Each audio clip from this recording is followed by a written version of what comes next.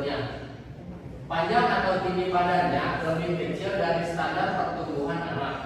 Lebih lanjut, menurut UNICEF, stunting dianggap sebagai gangguan pertumbuhan irreversibel karena asupan zat yang tidak memadai dan adanya infeksi berulang. Stunting menunjukkan terjadinya gangguan pertumbuhan linear terjadi akibat kekurangan gizi kronis dan infeksi yang berulang. Mungkin di sini saya akan menjelaskan bagaimana cara menghitung atau presentasi dari anak-anak stunting. Rumusnya seperti ini. Ini Z sebagai Z-score atau akumulasi dari keseluruhan hasilnya. Sama dengan terus di sini ada X. X ini dianggap sebagai tinggi badan dikurangi rata-rata umur anak tersebut per deviasinya, misal ini deviasi rumusnya sama dengan, jadi seperti ini.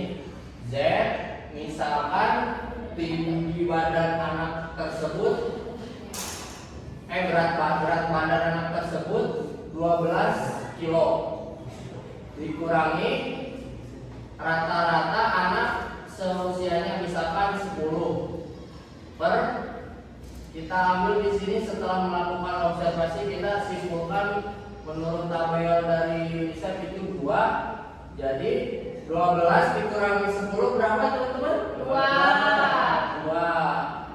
per, masukkan deviasinya ini ke sini jadi 2. Jadi berapa? 1. Jadi Z-score-nya itu 1. Jadi anak tersebut normal gitu ya, tidak minus ataupun tidak obesitas. Jadi seperti itu cara menghitung stunting, teman-teman. Oke, selanjutnya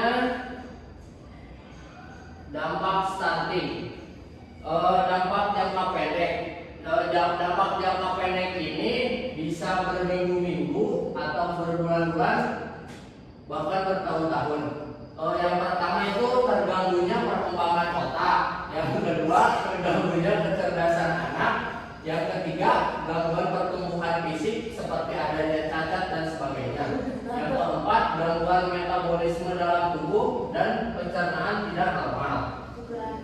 Oke, selanjutnya dampak jangka panjang. Dampak jangka panjang ini seperti yang teman-teman tahu, jangkanya itu panjang, bisa bertahun-tahun ataupun seumur hidup. Yang pertama, menurunnya kekebalan tubuh sehingga mudah sakit.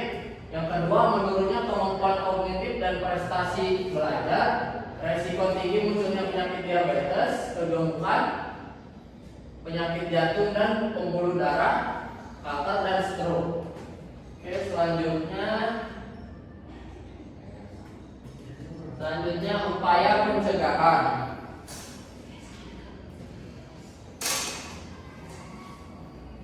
Baik, upaya pencegahan menurut pemerintah harus mengalokasikan dana atau mempunyai dana khusus untuk atasi stunting, untuk membeli kebutuhan agar menekan angka stunting, misalnya kacang kedelai, telur dan sebagainya. Untuk yang selanjutnya masyarakat juga harus dilibat aktifkan dalam upaya pencegahan stunting seperti program-program yang disesuaikan dengan kebutuhan dan kondisi lokal. Mungkin itu sesi penyuluhan dari saya. Terima kasih. Apakah ada pertanyaan? Saya enggak. Kan di negara Indonesia ini sudah umum diketahui bahwa negara agraris, bahwa kekayaan alamnya sudah tidak diragukan lagi. Ya, betul. Banyak makanan di mana-mana gampang kesusahan. Tapi kenyataannya sekarang banyak yang stunting. Apa yang terjadi? Bahkan untuk beli kebutuhan makan atau buat vitamin dan pelengkap yang lainnya itu sangat susah atau mahal gitu. Apa yang terjadi itu?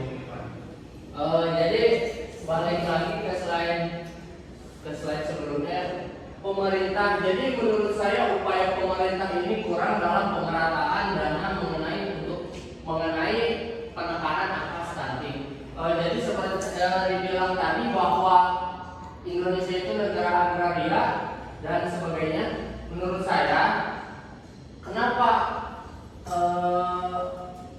angka stunting di Indonesia melambung tinggi? Karena pemerintah tidak responden dalam stunting dan masyarakat juga tidak terlibat aktif dalam pengelolaan sumber daya yang ada. Mungkin seperti itu.